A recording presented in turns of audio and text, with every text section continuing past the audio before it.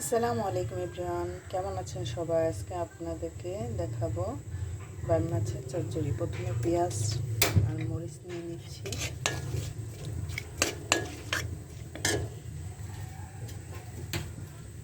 তারপরে দিয়ে দিব বাম মাছ,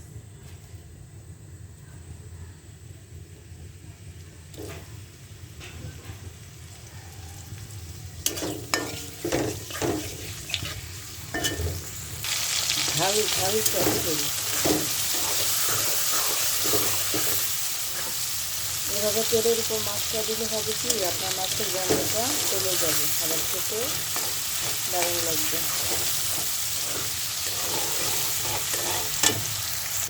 দিয়ে দিলাম হলুদ আর লবণ,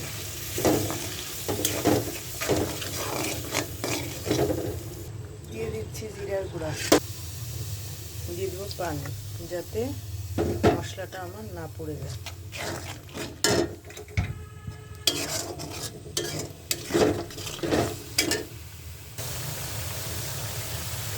এখন আমি দিয়ে দেবো সবজি।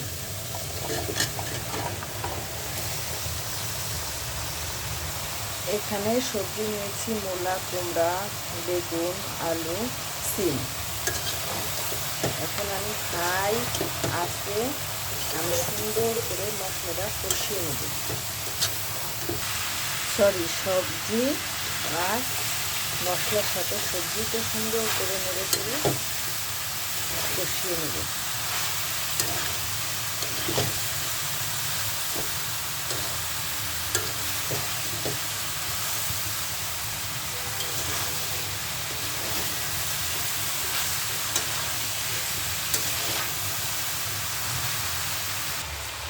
সবজিরও একটা পানি, সবজির ভিতরে যে পানিটা আছে ওটা বেরিয়ে আসবে, ওটা দিয়েই আপনারা শুকিয়ে ফেলবেন আর সবজিটা সিদ্ধ করে ফেলবেন। দেখবেন খেতে দারুণ লাগে, আর নিচে একটু পোড়া পোড়া ভাব আসবে, ওইটা হলে আরও টেস্ট আসবে। চচ্চড়ি এইভাবে চচ্চড়ি করে খেলে আপনাদের অনেক ভালো লাগে, খেতে বারবার খেতে মন করে এইভাবে চচ্চড়ি।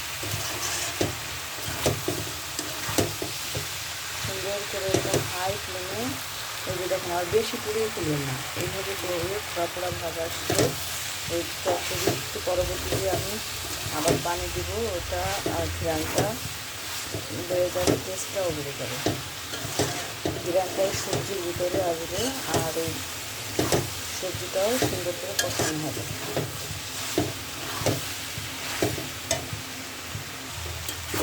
এভাবে করে সুন্দর করে নেড়ে চেড়ে এবার দিয়ে দিব আমি গরম পানি। দেখেন এই পোড়া পোড়া ভাবের জন্য এই চচ্চড়ির স্বাদটা আরও বেশি ভালো আসবে।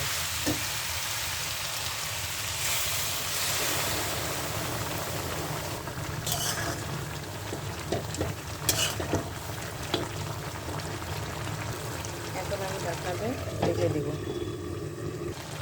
ঢাকনাটা উঠিয়ে আমি দিয়ে দিচ্ছি টমেটো, আবার ঢেকে দেব। ঢাকনাটা উঠিয়ে আমি নেড়ে চেড়ে দিব।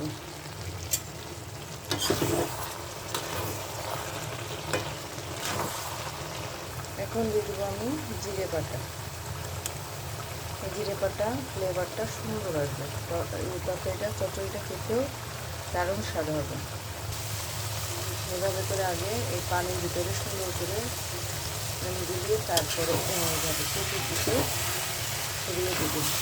দিয়ে দেবো ধনিয়ার পাতা, দিয়ে দিচ্ছি ধনিয়ার পাতা। এখন আমি মাশাআল্লাহ দেখেন এই চচ্চড়ি খেতে যে দারুণ, আপনারা যখন রান্না করবেন তখন খেলেই বুঝতে পারবেন।